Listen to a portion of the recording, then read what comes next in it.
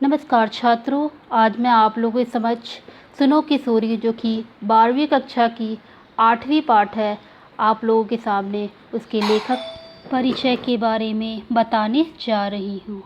तो जैसा कि हम जानते हैं कि सुनो किशोरी की लेखिका आशा रानी ब्योरा जी है। तो आइए जानते हैं लेखक परिचय।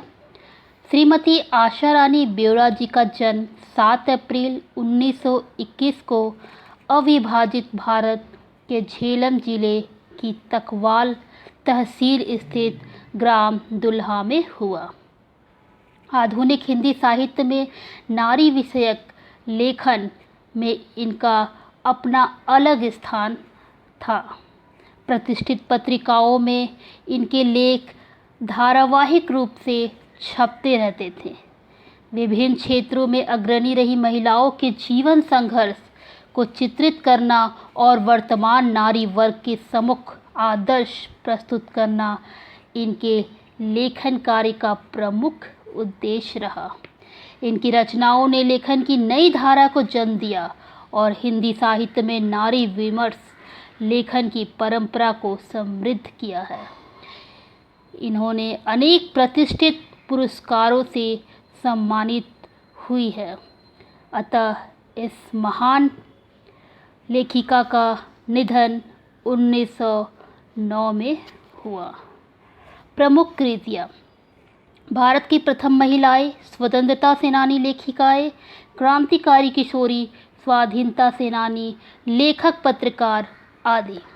विधा परिचय: अनेक साहित्यकारों, महान राजनीतिकों द्वारा अपने परिजनों को भेजे गए पत्रों ने तत्कालीन साहित्यिक, सामाजिक, राजनीतिक, सांस्कृतिक स्थितियों का लेखा जोखा प्रखरता से प्रस्तुत किया है। इन पत्रों का कला पक्ष साहित्यिक कलात्मक को स्पर्श करता है। अब आइए जानते हैं पाठ परिचय। तो लेखिका ने अपनी इस नवीनतम पत्र शैली में किशोरियों की शंकाओं, प्रश्नों एवं दुश्चिंताओं का समाधान एक माँ, अंतर्गत सहेली और मार्गदर्शिका के रूप में किया है। लेखिका ने यह एक पत्र लिखा है जो कि किशोरी युवा अवस्था के लिए जो मन में शंकाएं होती है, चिंता होती है, प्रश्न होती है, उसका समाधान के लिए इस पाठ को लिखा है, जो कि एक पत्र है और वह उसके अंतर्गत युवा अवस्था के लिए माँ और सहेली बनकर मार्गदर्शिता करती है। किशोरियों के हृदय में झांककर मित्रवत उन्हें उचित, अनुचित, करणीय, अकरणीय का बोध कराया है। हमारे देश की नई पीढ़ी पश्चिम देशों में आ रहे मूल्यों और संस्कारों का अंधा अनुकरण करती जा रही है। हमारी देश की संस्कृति और परंपराओं को कालबाह्य और त्याज्य मानकर उनकी अवहेलना कर रही है। आत्मनिर्भर हो जाने से युवक युवतियों का जीवन के प्रति बदला दृष्टिकोण, विवेकहीनता और जल्दबाजी में लिया जाने वाला निर्णय नई पीढ़ी का जीवन सौंदर्य नष्ट कर रहा है। लेखिका के अनुसार नए मूल्यों को भारतीय संस्कृति, परंपराओं और संस्कारों की भूमि पर उतारकर स्वीकार करना होगा। अतः ये पाठ 3 भागों में विभाजित होगा।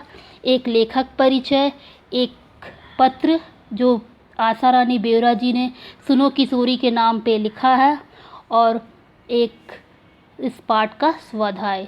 ये छोटे छोटे वीडियो होंगे ताकि आपका ज़्यादा से ज़्यादा समय ना लगे और आप इस पाठ को अच्छे से समझ सकें।